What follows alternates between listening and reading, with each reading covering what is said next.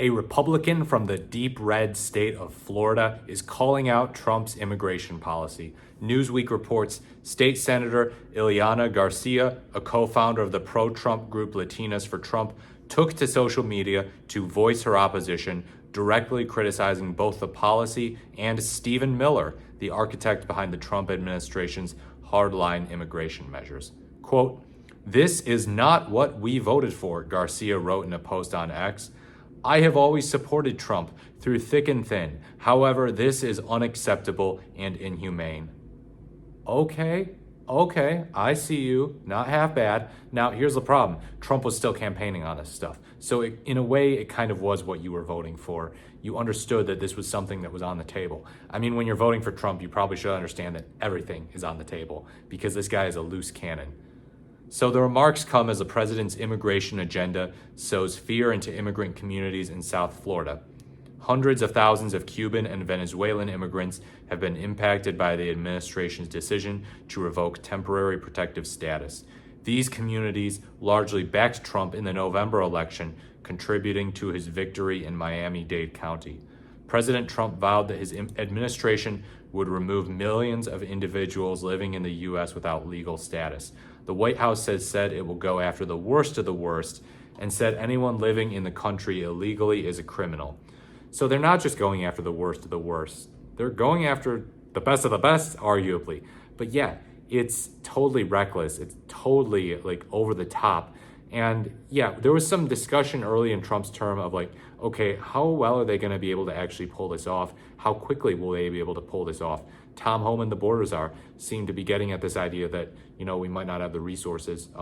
It's very dependent on our resources, and we might not have the resources. So it was almost like, okay, is he being honest here, or is he just trying to kind of let the critics know, hey, look, I'm not trying to set your expectations too high. Let the supporters know that as well.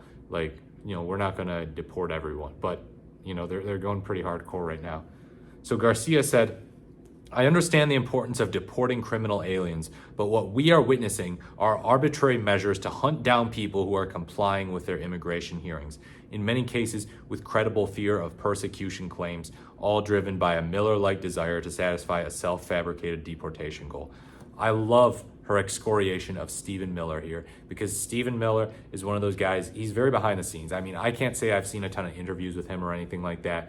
I haven't seen him go and give a speech. I don't know if he has Riz or what. He doesn't seem to. He doesn't look like he has Riz, at least. But he's apparently very crafty in policy, very, you know, deliberate, very, I would say thoughtful in terms of how he can get stuff done, not thoughtful in a moral sense, because he's obviously pretty reckless and sinister from what I can tell. But yeah, don't just throw Trump under the bus. Throw under the bus the more brainy people, seemingly, in his administration. Garcia has been a stringer Trump supporter since he launched his political career in 2016. She founded Latinas for Trump to rally support among Hispanic women. The Republican also served as a spokesperson for the Department of Homeland Security during Trump's first tenure in the White House. I do wonder if she was critical of Trump's immigration policies in his first term. You know, in his first term, around 2018 is when the criticism really started to stack up. I think it was those pictures of kids in cages, the separation of children from their families as a result of the zero tolerance policy. But yeah, that was kind of the first wave of it. And people were like, oh, wow, this really sucks. And then, you know, there was a tide shift under Biden where people were like, oh, yeah, let's enforce the border. Let's be tougher on the border. Uh-oh, is there an open border? Fox News is saying there's an open border. And now the pendulum might be swinging the other direction because Trump is running too far in the other direction. It comes after the White House Deputy Chief of Staff Stephen Miller said that the administration is looking to hit 3,000 ICE arrests per day.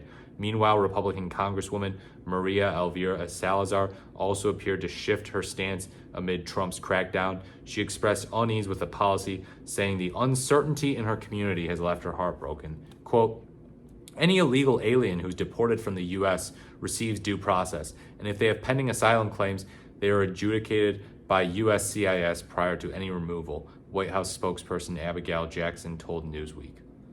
Okay, two Republicans saying no Trump.